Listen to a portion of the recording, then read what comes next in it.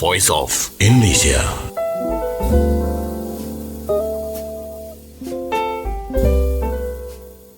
Voice of Indonesia dari Indonesia untuk dunia. Apa kabar pendengar? Jumpa lagi dengan saya Wahyu Setiobudi, host Anda di acara VOA Biztalk, inspirasi bisnis, manajemen dan kewirausahaan khusus bagi Anda UMKM Indonesia. Apa kabar pendengar? Semoga acara ini menjumpai Anda dalam keadaan sehat, bersemangat dan optimis selalu.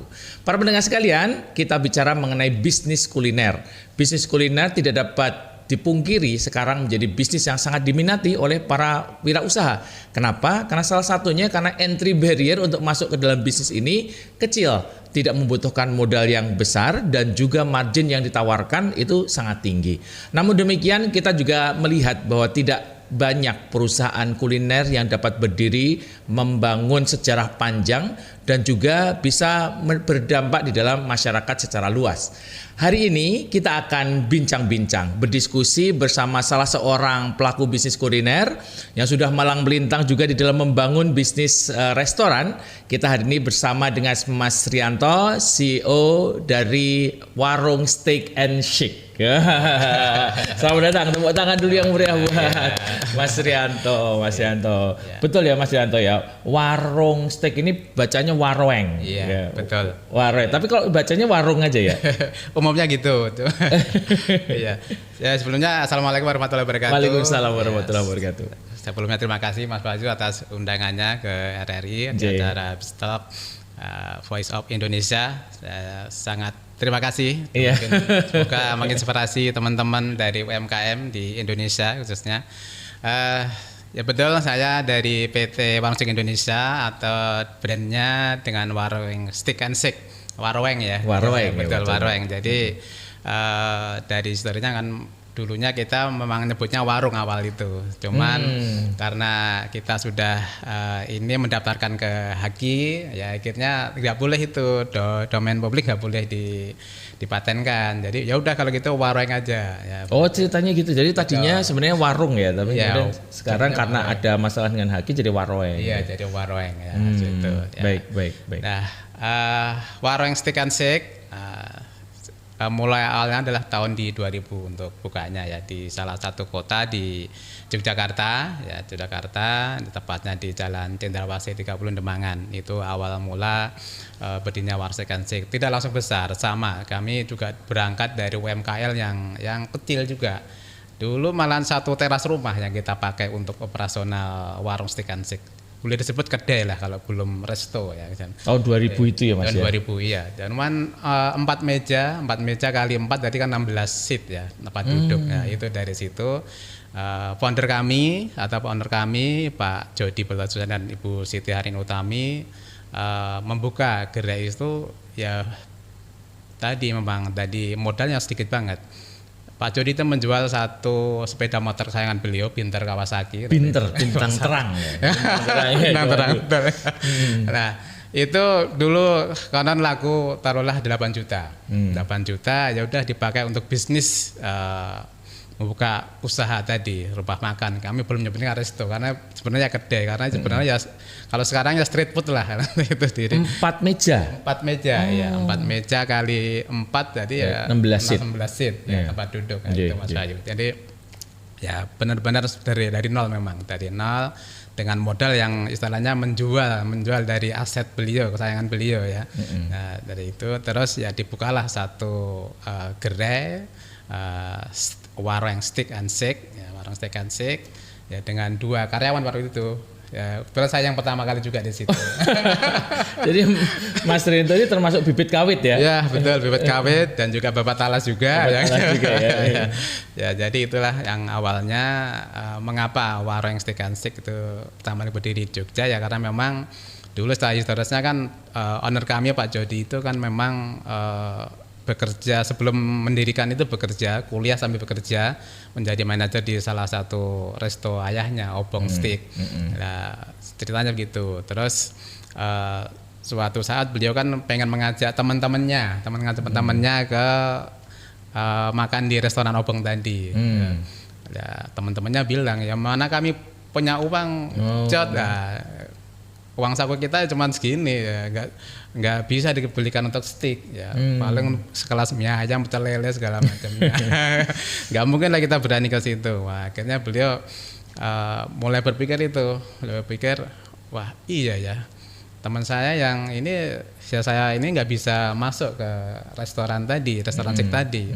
Ya kemudian beliau berinisiasi, oh kalau begitu bolehlah ini steak ini kan memang sesuatu yang prestis ya, tapi harusnya bisa dinikmati oleh selevel teman saya tadi, semester mahasiswa, semester yang anak-anak sekolah juga. Terus beliau akhirnya memutuskan resign dari tempat kerja ayahnya dan juga kuliah juga resign beliau itu. Resign terus lalu fokus ke membuka usaha restoran tadi, restoran steak tadi. Resignnya itu setelah warung ini jalan berapa lama Mas Rinto?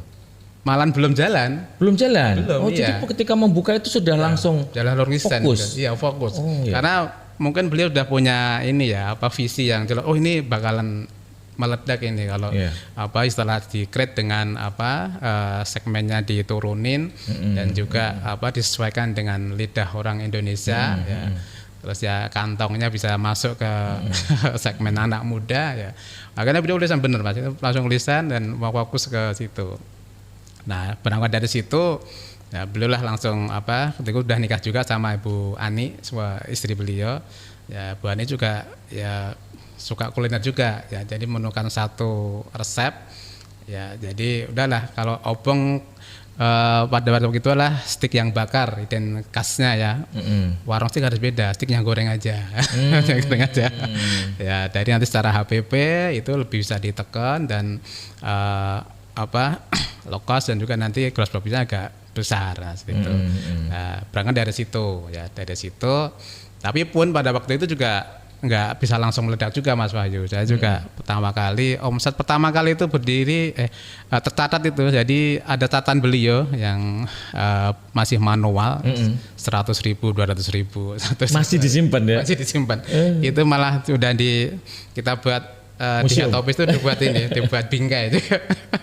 Nah itu ya, karena pada waktu itu kan kita tantangannya ke gini, steak itu kan ya premium ya memang. Dan ini kita hadir dengan yang lebih segmennya harganya lebih murah, tetap dengan value atau nilainya tetap steak gitu ya. Tapi itu belum bisa diterima masyarakat, langsung diterima. Jadi kan harus perlu strategi marketing ya, edukasi ke konsumen seperti itu. Mas Rinto, saya pengen mencoba untuk mengkomparasi Jadi tahun 2000 itu dibuka dengan 4 meja. Sekarang seperti apa Mas? Sekarang alhamdulillah tahun 2023 kita udah 101 cabang. 101 cabang. Luar biasa. Dan 101 cabang. Satu cabang rata-rata di 50 meja. 50 meja bukan seat ya? Ya. Berarti seatnya kalikan 4 berarti 200 seat rata-rata. Luar biasa, ini para pendengar sekalian, ini inspiratif ya. Jadi ternyata suatu bisnis yang dimulai dari rumah. Ya, dari halaman rumah, teras rumah dengan 4 meja itu bisa berkembang menjadi lebih dari 100 cabang dengan seat 50 per cabang rata-rata ya. Ini berarti artinya para pendengar sekalian tidak boleh berkecil hati ya Mas ya. Betul. Jadi yang di rumah sekarang lagi bikin bisnis apa segala macam mungkin lebih gede dari itu ya. Betul, insya Allah harusnya lebih besar. Ya. Lebih besar. Nah kalau gitu sekarang kita kan jadi bisa membandingkan, berarti selama 20 tahun perjalanan ini perkembangannya sudah pada arah yang benar kira-kira Mas Rinto. Nah kira-kira menurut Mas Rinto ini apa Mas yang menjadi kunci sukses perjalanan selama 20 tahun ini Mas? Ya. Yang pertama kunci sukses adalah kalau dunia kuliner itu kan ya seperti yang banyak disampaikan oleh pakar kuliner juga ya, ada matrik 4 itu ya, jadi produk, terus ya pricing, place dan juga promotion. Dan sebenarnya kalau warung steak lebih ke tambahin lagi people juga. Jadi 5 people yang kunci sukses di situ. Memang harus fokus ke 5 elemen tadi sebenarnya ya. Itu sebagai fundamental teman-teman nanti untuk memulai atau membuka usaha di bidang apapun lah itu, 5 elemen tadi mah nggak bisa terpisahkan ya. Kunci sukses warung steak adalah pertama produk. Ya, produk itu yang menjadi kunci sukses nomor 1. Bagaimana kita produk ini bisa diterima masyarakat dengan positioning yang memang selalu adaptif ke pelanggan ya, pelanggan itu produk yang harus kita jagain. Makanya dulu kita tetap konsen terus di produk. Jadi awal bronsos ya udah itu ciri khasnya warung steak di bronsos. Bisa diaplikasikan atau bisa dimakan dengan nasi, itu sesuatu hal yang value-nya inovasi. Inovasi betul. Waktu itu belum ada. Belum ada. Memang harus produk ini kuncinya pertama memang harus ada diferensi dari menu-menu lain, harus ada satu ciri khas yang memang menjadi value tersendiri, itu kuncinya. Jadi temukan istilahnya kalau bergerak di bidang produk kuliner, ya kuliner itu harus ada satu memang harus diangkat sebagai core value-nya apa, ya core value-nya apa, terus nanti positionnya juga harus benar juga sesuai dengan apa yang dibutuhkan pelanggan, itu kuncinya. Itu di produk. Terus yang kedua tadi pricing. Sangat menentukan juga. Ya kita mau bermain di segmen mana. Ya, itu harus sesuai juga, disesuaikan juga. Ya warung steak mengambil di segmen middle low. Ya, memang benar kemarin dan barusan kemarin juga kita udah riset dari IHT kemarin ataupun dari lembaga survei. Itu memang benar warung steak memang di situ memang segmennya. Segmennya di situ. Yang ya udah kita harus bermain sesuai dengan segmen pricing juga harus pas juga. Ya, jadi teman-teman nanti kalau memang sudah produk udah muncul, itu pricingnya harus disesuaikan dengan istilahnya segmen yang teman-teman tuju. Ya, teman tuju. Mengambil mana? Middle low, middle up atau apa? Ya, itu harus disesuaikan juga. Ya, terus yang ketiga tadi adalah tempat place tadi ya. Place ini macam-macam juga. Sekarang pun juga sangat-sangat suatu keharusan. Ya. Warung steak dulu tahun 2000 sampai 2010 pun konsepnya masih, kalau sekarang udah jadul tradisional. Tapi sekarang ya 2015 ke sini ya mau kita harus mengikuti adaptif ke pelanggan, udah masuk generasi Z. Ya berarti kan harus outletnya harus instagramable. Harus istilahnya yang keren. Ya kita juga harus seperti itu. 2 tahun ini kita melakukan satu program upgrading untuk bahasa kami ya, untuk apa istilahnya dari konsep tradisional. Kami kan banyak ya 100 tadi, yang ada beberapa persen yang masih konsep tradisional, masih lama dari buka itu belum kami sentuh secara renovasi itu belum kami sentuh. Setelah kami upgrading sesuaikan dengan selera sini. Ya alhamdulillah itu peningkatannya omset juga revenue sangat luar biasa. Terasa ya? Terasa, langsung 30%, 5% itu langsung meningkat seperti itu. Yang tadinya mungkin dalam satu outlet ada omsetnya di 300 langsung naik jadi 500 jadi 600 seperti itu. Jadi ya ini pentingnya place juga faktor terpenting menurut ini teman-teman juga yang harus diwaspadai. Terus yang ketiga promotion memang harus satu keharusan juga saat ini. Dunia digital mau nggak mau kita yang harus masuk ke situ, platform media juga harus ikutin juga semuanya. Jadi terus yang kelima yang tidak kalah penting dan ini sangat penting buat kami adalah people. Ya. Bagaimana kita harus meng-create people kita itu menjadi satu aset perusahaan yang bernilai tinggi. Ya kita ini malahan konsennya kalau warung steak malahan ke people ini sebenarnya. Bagaimana kita membentuk suatu company value ya, yang bisa diterima oleh karyawan, akhirnya karyawan itu loyal. Karena tidak mungkin ya, karena tetap kita bersinggungan dengan manusia semua. Jadi ya mau nggak mau yang kelima ini sebenarnya malah yang paling penting menurut kami, ada people-nya. Bagaimanapun suatu produk, suatu pun price ya, terus yang plus tadi promotion kalau orangnya nggak benar ya namanya turnover tinggi itu jadi kendala juga kalau memang tidak ada istilahnya yang konsen ke sini nih, ke people seperti itu. Jadi yang dijual itu sebenarnya bukan hanya makanannya ya, tapi keseluruhannya itu ya. Seluruhannya. Jadi experience atau pengalaman ketika makan di warung steak itu. Salah satunya juga Mas gini, ketika pertama kali saya ngelihat warung steak itu sebenarnya tertariknya gara-gara waktu itu di depannya tuh rame parkiran gitu. Sampai susah orang parkir gitu ya. Nah, itu gimana ya? Mungkin memang ada beberapa mitos ya. Orang Indonesia itu mengatakan kalau makanan restoran enak itu yang parkirannya rame gitu ya. Waktu pertama kali saya nyoba itu karena parkiran rame, wah ini pasti enak ini. Iya benar sih memang benar juga mungkin ya. Tapi mungkin ya itu adalah dari karena Allah SWT mungkin ya Mas ya. Jadi memang kalau untuk sekelas warung steak yang tadi mengambil segmen ke middle low, mau nggak memang harus quantity memang. Quantity. Ya bagaimana kita harus istilahnya quantity harus banyak ya turnover cepat. Ya turnovernya cepat. Ya, makanya sebenarnya itu kuncinya sebenarnya warung steak itu. Dalam satu outlet sebenarnya kalau kita terus menstandarkan SOP penyajian juga sebenarnya. Sebenarnya itu kalau kita tuh sekarang udah dianggap fast food, tapi sebenarnya belum itu. Karena kan warung steak itu memang mengolah dari makanan yang mentah ya. Dari mentah, proses dari setengah jadi baru ke penyajian. Itu sebenarnya perlu proses yang agak panjang memang sebenarnya.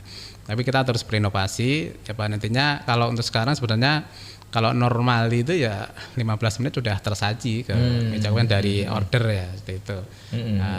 Tapi sebenarnya kita nggak bisa dibilang fast food karena habis kan langsung jadi ya kita nggak ya itu ya kuncinya di situ. Jadi secara traffic quantity juga harus banyak dan juga turnovernya memang cepat seperti itu ya.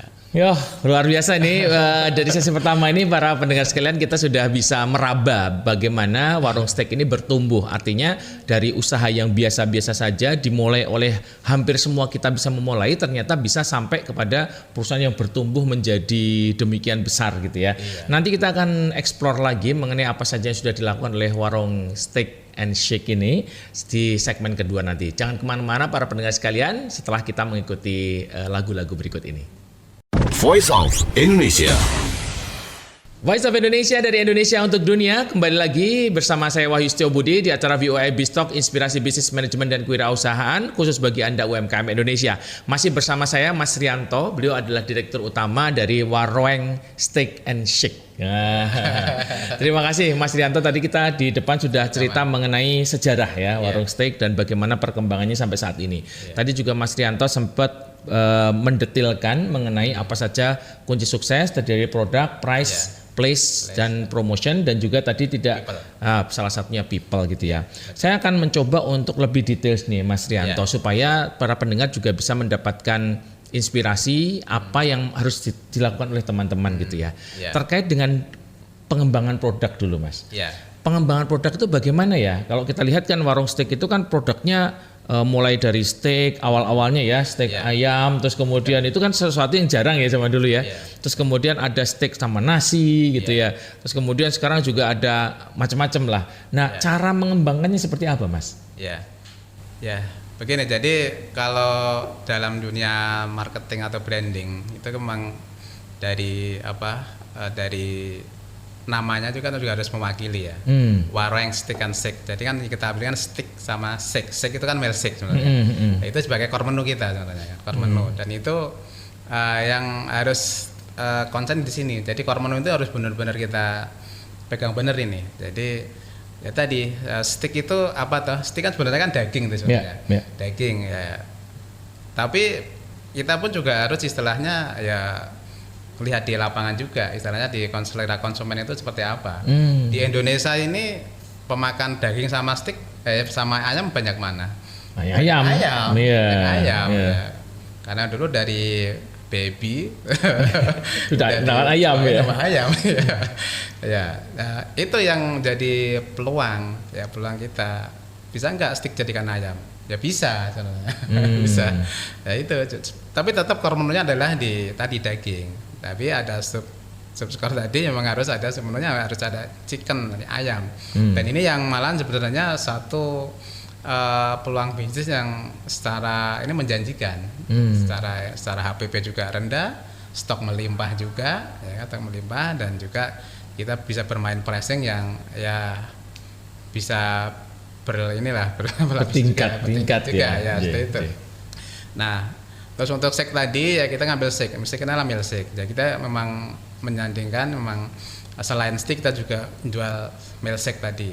Dan itu memang harus jadi khas juga. Dan itu memang harus benar-benar menu ini yang kita amankan dulu, dalam arti ini jadi ciri khas satu brand.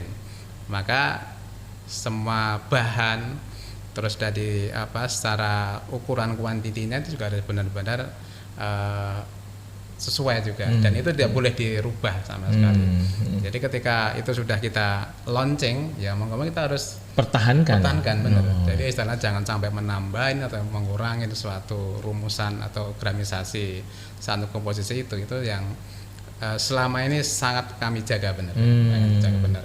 Dan itu, seragaman di antara semua outlet itu ya. Betul ya. Makanya dari warung steak ini semua bumbu rahasia kita kemas langsung di pusat di Yogyakarta, baru kita distribusi ke store masing-masing di hotel masing-masing seperti itu.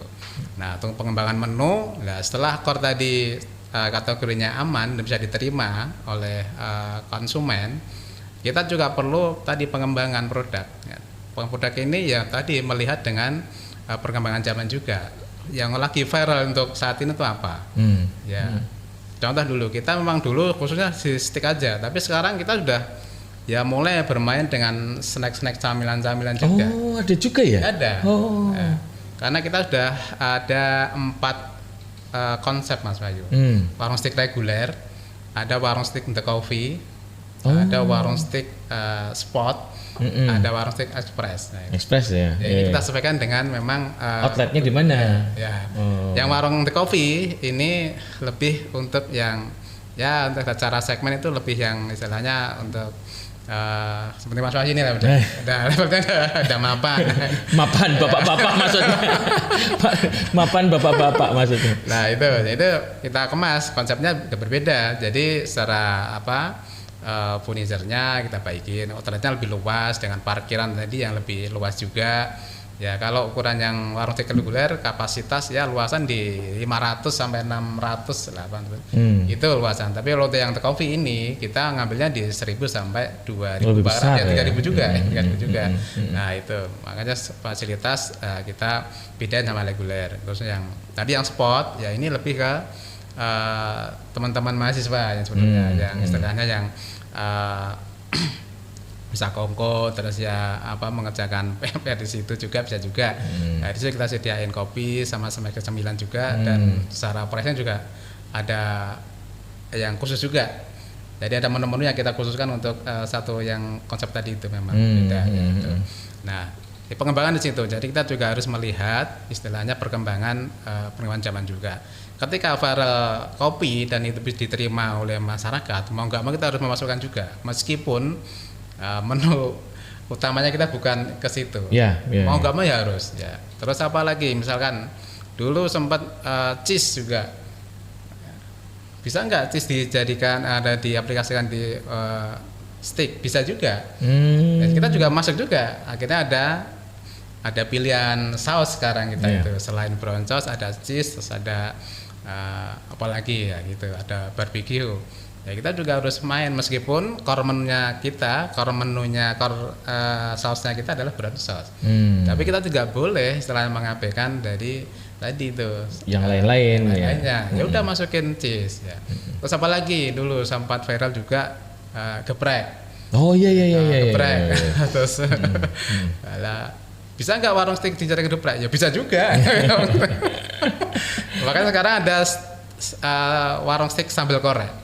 Sambal korek. Iya, sambal korek. Dan itu lumayan. Top 10 juga lumayan, itu masuk top 10 juga Mas. Ya, itu. Ya intinya berarti itu. Jadi pengembangan menu wajib dan mutlak dilakukan ketika memang secara konsumen selera masyarakat itu memang menghendaki. Iya. Tapi menurut saya yang menarik adalah sebenarnya mindsetnya ya Mas Rinto ya. Jadi banyak orang yang mengatakan di steak ya sebenarnya nggak bisa diapa-apain. Tapi dengan cara berpikir enggak kok ini bisa diadaptasi dengan berbagai macam konten yang baru gitu. Itu juga kemudian menyebabkan kita mengeksplorasi untuk terus berkembang gitu ya. Jadi sebenarnya apakah ada kreativitas atau tidak sebenarnya ada di kepala kita, di kepalanya wirausaha sebenarnya ya. Betul. Tapi kalau kita pengen lebih dalam Mas, apakah ada bagian tertentu di struktur gitu ya, memang yang mengembangkan atau ide ini bisa datang dari mana saja, kemudian keputusan untuk kemudian jalan atau tidak itu dari manajemen atau seperti apa Mas? Oh iya, Sebenarnya ide itu bisa datang dari kita menerima semua ide, bahkan masukan dari konsumen kita tampung juga. Ada usulan-usulan dari konsumen kita tampung juga. Terus di satu ini kan kita meetingan juga Mas dengan direksi, owner juga. Terus memang ada satu bagian divisi kita adalah R&D-nya ya, jadi ada ya, ada khusus R&D ada khusus ya. Kalau kuliner ya kita harus wajib lah sebenarnya. Ya pertama fungsinya sebagai quality control, terus yang kedua untuk pengembangan menu tadi. Jadi kita di head office ada di Jogja itu ada, jadi satu divisi itu R&D. Memang tugasnya seperti itu, dan ya itu jadi semua masukan tadi ya kita coba kita follow up, terus kita meetingan bareng, terus kita serahkan ke R&D. Ini ada istilahnya masukan seperti ini ya, bisa di-grade nggak ke dalam suatu ke menu kita, ke plan kita ya. Intinya semua harus terbuka dari head office kita, itu tidak boleh setelah tertutup ya. Jadi semua masukan, semua insight dari manapun kita terima, dan kita akan ya terus ya kita olah terus, kita kreasikan terus yang itu. Nah. Mas Into, ini saya agak sedikit dorong lagi ya Mas ya. Tadi ini salah satu yang kita lihat menjadi kesulitan utama dari teman-teman yang biasanya itu membuka bisnis kuliner itu adalah satu, standarisasi rasa gitu ya, karena kan sangat bergantung dari kokinya gitu kira-kira. Yang kedua itu people atau orangnya tuh sering ganti. Tadi Mas Rinto mengatakan bahwa salah satu kekhasan dari Warung Steak ini adalah orang-orangnya kita treatment gitu ya, sehingga itu jadi salah satu keunggulan kita. Nah, seperti apa Mas supaya bisa mempertahankan orang-orang yang terbaik itu Mas? Betul. Nah ini jadi satu yang mungkin bisa teman-teman lakukan untuk belajar dari kami Warung Steak. Jadi di kami itu ada program spiritual company. Spiritual company. Company memang untuk people ya. Jadi ini ada satu program bagaimana dari perusahaan itu ya apapun, goalnya adalah apapun yang kita lakukan, aktivitas apapun yang kita lakukan adalah semuanya adalah ibadah ya. Jadi bagaimana kita terus ya pekerjaan kita pun ya bernilai ibadah itu. Jadi apapun yang kita lakukan adalah ibadah. Ada satu kurikulum yang kita coba tawarkan ke karyawan. Tapi kuncinya ini memang spiritual company ini sukses karena keteladanan sih Mas. Keteladanan ini adalah bagaimana yang dari level atas dulu, bukan dari bawah. Yang dari level atas itu bisa istilahnya memberi contoh, memberi teladan yang baik ke stafnya ya, pada intinya gitu. Jadi awal kita membuat programnya tahun 2010 ya, setelah 10 tahun kita konvensional. Nah itulah kita harus istilahnya berubah dalam satu arti, karena memang suatu keharusan memang. Bahwasanya owner dulu tergerak karena ya saya kan pemimpin di sini, ya, pemimpin perusahaan, dan saya pun nanti akan juga ditanyakan pertanggungjawaban saya. Total karyawan berapa sekarang Mas? Sekarang ada 2.000. 2.000, luar biasa. 2.000 ya itu 2.000. Kalau tidak ada suatu budaya perusahaan yang kita bangun, ya akan sangat susah. Ya. Alhamdulillah spiritual company ini sudah berjalan ya hampir 13 tahun ini, 13 tahun, dan ya, alhamdulillah secara banyak teman-teman karyawan kami yang sampai menempuh istilahnya menjalani masa bakti sampai pensiun. Masih banyak, banyak. Ini tahun ini sekitar ada berapa ya? Sekitar 20-an yang pensiun. Dan itu levelnya kan di 45, ada yang 58 kan sesuai dengan usia pensiun. Pensiunnya itu. Kuncinya ya memang semua teman-teman merasakan dampak dari spiritual company ini adalah ya tadi itu. Jadi bukan hanya istilahnya sisi dunia yang kita cari, jadi bagaimana kita terus mengajarkan di suatu pekerjaan itu ya harus ibadah. Waktunya sholat ya harus sholat berjamaah bergantian, meskipun nggak bisa langsung serentak oleh di outlet ya, paling tidak bergantian ya. Terus ada kajian-kajian juga yang kita daily, weekly, monthly, bahkan untuk outlet wajib dalam 1 bulan sekali harus pengajian dengan warga sekitar. Oh, mengundang warga sekitar. Ya. Oh, iya. Itu wajib itu. Jadi kita udah ada SOP dan di situ ya udah akhirnya yang selama ini terbentuk adalah mereka memiliki rasa memilikinya, sangat awareness-nya ke perusahaan itu sangat tinggi dan ya sangat loyal banget ya. Sayang ya sama company-nya ya. Ini menarik sekali ya. Jadi artinya ketika kita menempatkan suatu pekerjaan itu lebih tinggi ya, maksudnya daripada sekedar pekerjaan, bukan hanya sekedar nyari uang gitu ya, tapi nyari pahala, nyari berkah, itu akan jadi lebih tahan gitu terhadap, dengan kerja keras juga lebih kelihatan gitu ya. Betul. Nah, tapi itu memang salah satu juga para pendengar sekalian ya, tidak bisa itu hanya ada di mulut aja, nggak bisa ya. Itu harus otentik ya. Otentik betul. Dan tadi memang ini faktor keteladanan. Jadi nggak bisa istilahnya SC itu dimulai dari bawah dulu langsung ke atas, nggak bisa. Nggak akan jalan. Ya, dari bagaimana ya kita sebagai leader pimpinan yang tertinggi itu yang mengajari yang di bawahnya. Dulu awal kita dari owner dulu malah memulai. Owner dulu memulai dulu karena pengennya hijrah total ya. Jadi awal gerakan kita dulu sebenarnya kan ya berhenti merokok di lingkungan kerja ya. Dulu masih ada. Iya. Di lingkungan kerja dulu masih ada merokok. Itu ya. Bagaimana misalkan dulu owner juga merokok, tapi beliau komitmen. Saya sebagai owner pengen semua karyawan saya ya bebas merokok. Sehat. Atau banyak sehat, yang tidak sehat ya itu ya. Ya kan saya mulai dari saya dulu. Saya berjanji dalam 1 bulan ini saya akan berhenti merokok. Ya berhenti 1 bulan berhenti. Ya kemudian ditawarkan ke level direksi. Direksi bagaimana? Saya berhenti 1 bulan, ya kan direksi mencapakati 3 bulan. Butuh waktu. Divisi butuh waktu lagi. Ya, di-spare dari 4 bulan, 5 bulan. Ya sampai ke level staff. Nah, itu perlu waktu berapa 1 tahun. 1 tahun. Ya. Sekarang free, bebas rokok Di lingkungan kerja ya. Di lingkungan kerja? Iya. Wah, luar biasa ya.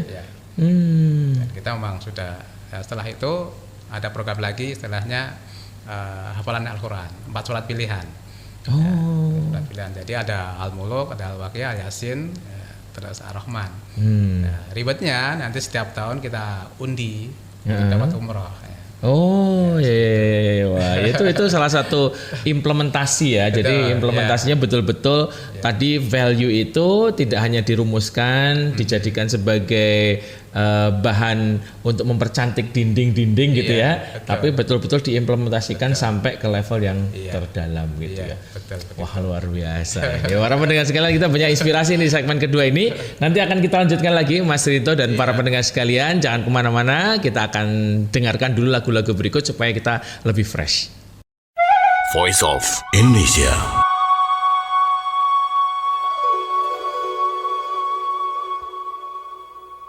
Voice of Indonesia dari Indonesia untuk Dunia. Jumpa lagi, kembali lagi segmen 3. Masih bersama kita Mas Rianto. Beliau adalah Direktur Utama dari PT Warung Steak and Shake. Itu PT-nya namanya Warung Steak Indonesia. Oh, Warung Steak Indonesia PT-nya ya, Mas Rianto ya. Oke. Warung Steak and Shake. Tadi kita sudah bicara mengenai sejarah, sudah tentang bagaimana mengembangkan produk udah, mengembangkan karyawan sudah.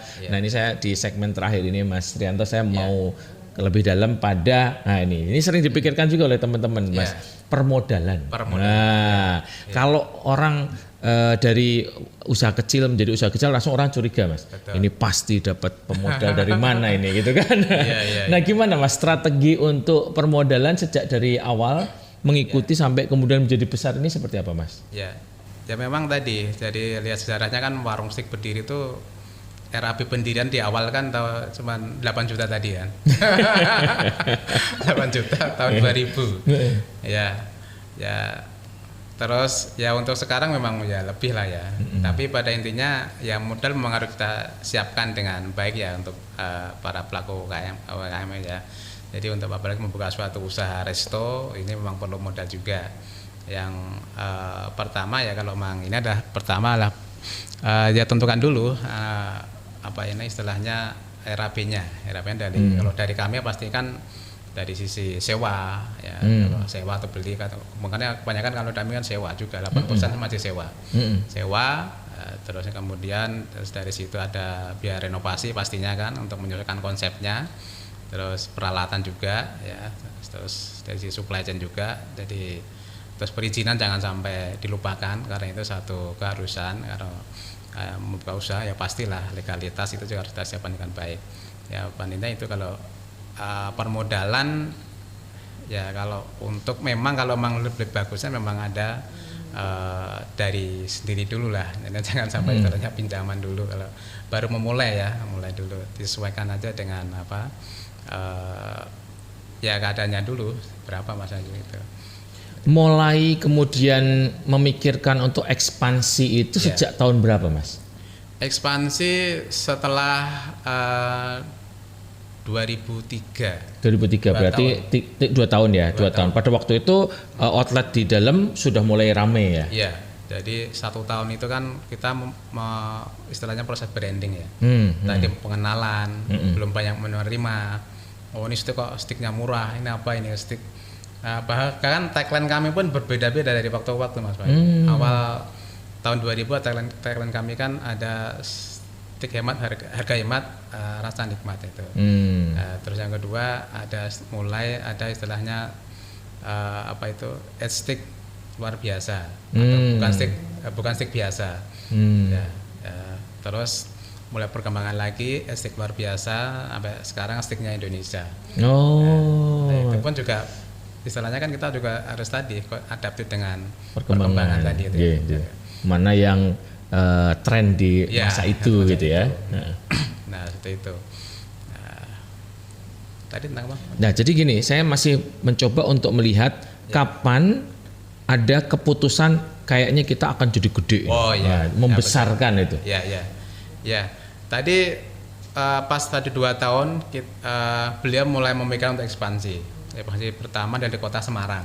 Semarang langsung kita buka 3 cabang untuk itu, 3 cabang terus modal sendiri semua ya. Modal sendiri semua. Hasil dari mengumpulkan 2 tahun itu. Iya, betul. Ya, setelah itu setelah Semarang expand ke Jakarta.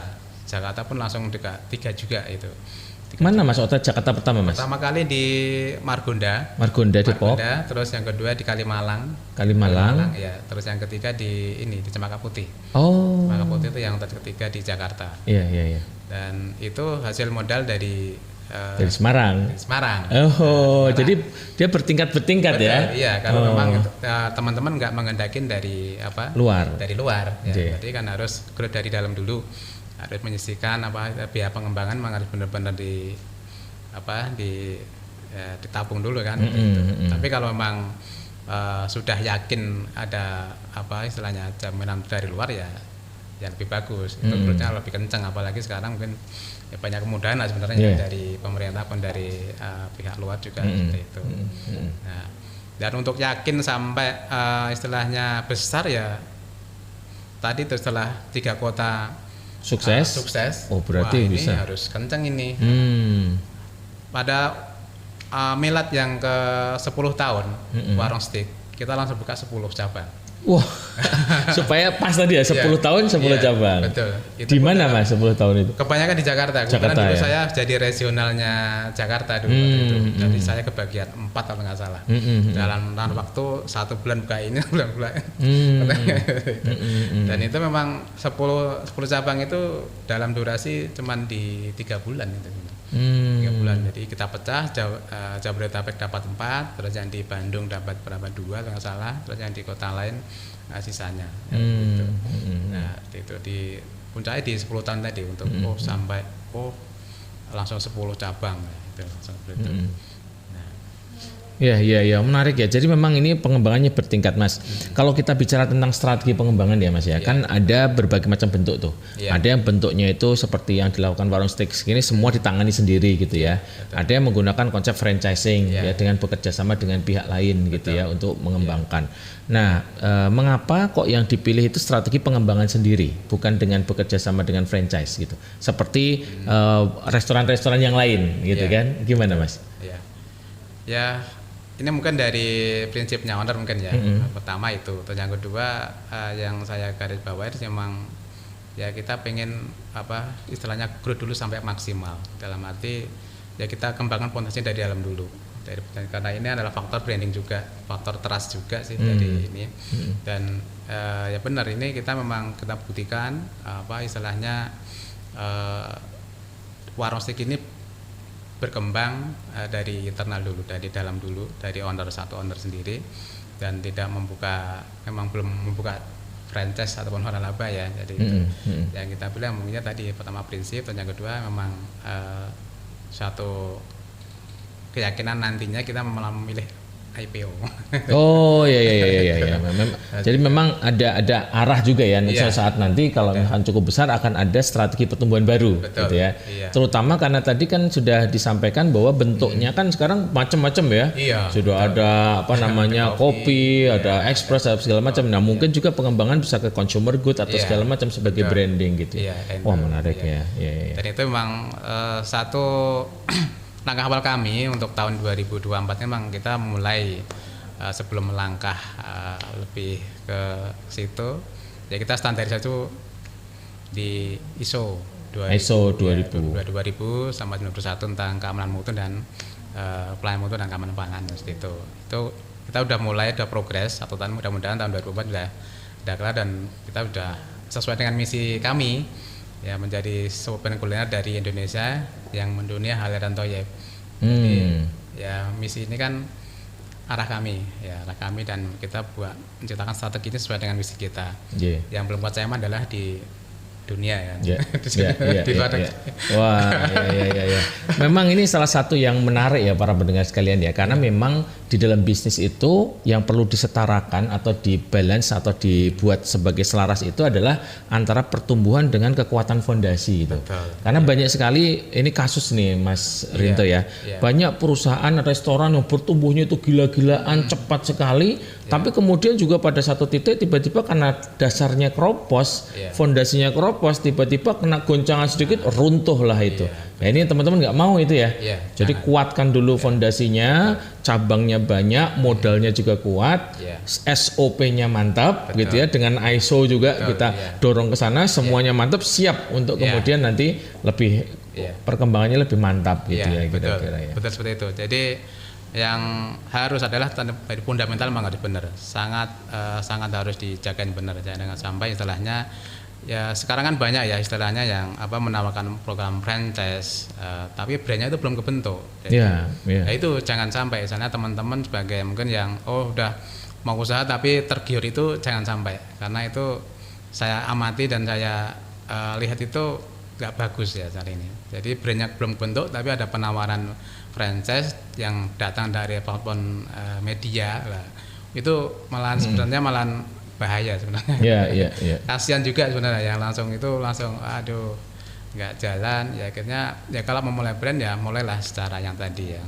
natural bertingkat saja sesuai dengan kemampuan nantinya masing-masing ya, tidak jangan terlalu memaksakan untuk langsung di franchise-kan ya kuncinya adalah tadi fundamental benar dulu, SOP jalan bagus ya, terus nanti ada kalau memang mau dimitrakan franchise-kan ya monggo silakan, itu karena sudah siap. Spesial. Ya, sudah siap. Seperti itu menurut saya. Wah menarik sekali nih. Wah keren banget ya. Jadi kita bincang-bincang banyak sekali inspirasinya nih Mas Rinto ya. Mas Rinto, kalau seandainya ada pesan-pesan ya atau bisa memberikan masukan-masukan bagi para wirausahawan pemula yang sekarang ini bergerak di bidang kuliner, apa aja Mas kira-kira Mas? Ya.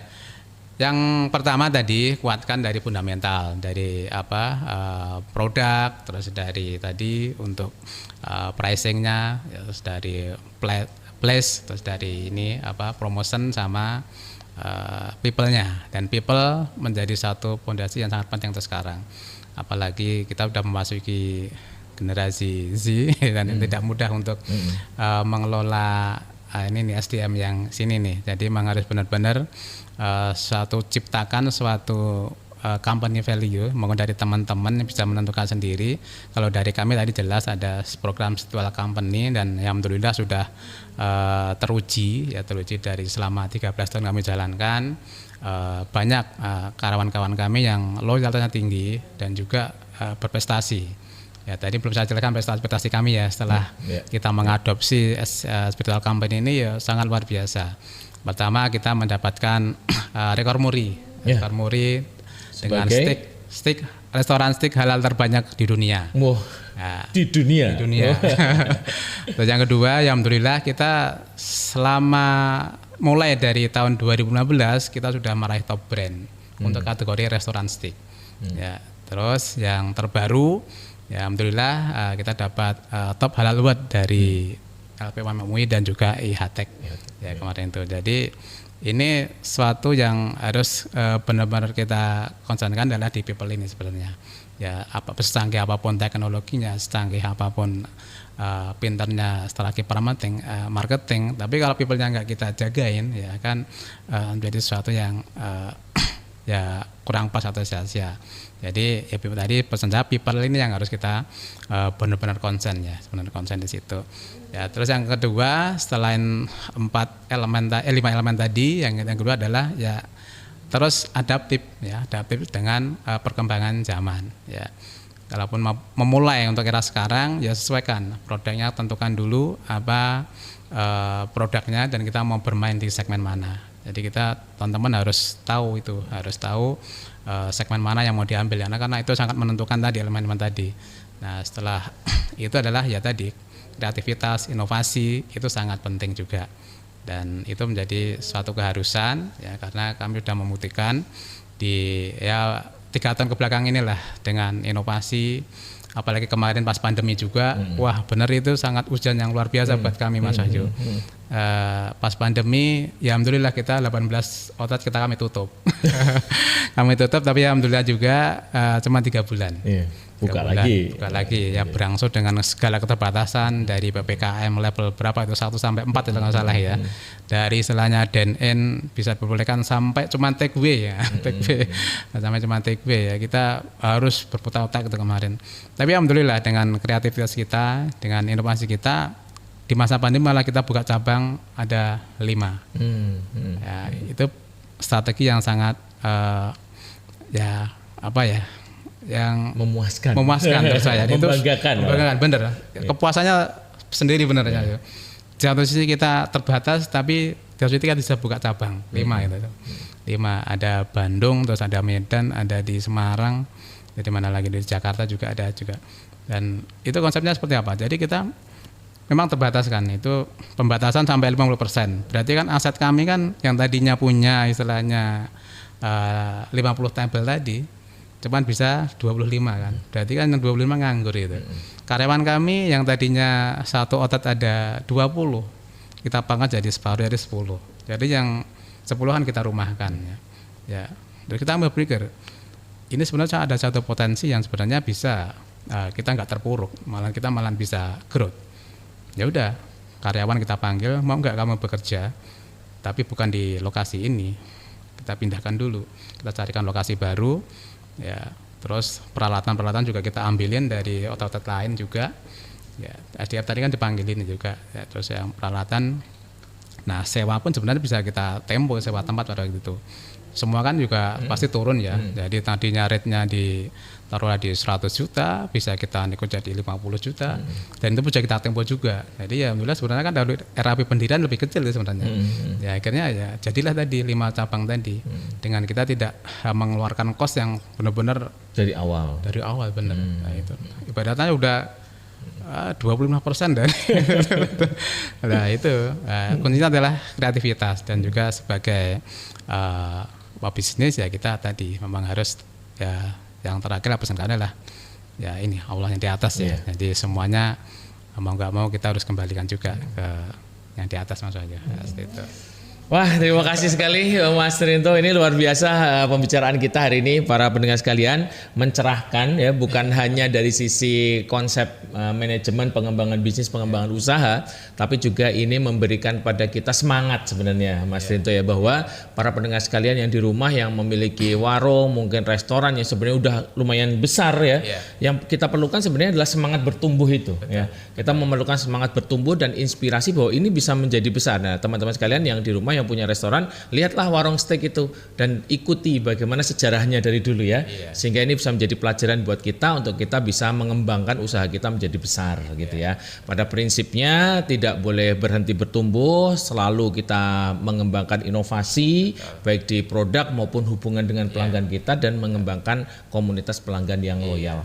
Saya rasa ini hal-hal yang penting yang bisa kita dapatkan hari ini. Terima kasih Mas Rinto atas inspirasinya. Para pendengar sekalian jangan kemana-mana, tunggu acara VOA Biztalk setiap hari Kamis jam 10 pagi sehingga kita nanti akan bisa bertumbuh menjadi UMKM Indonesia yang berdaya dan sinergis. Terima kasih, sampai ketemu lagi. Bye. Voice of Indonesia.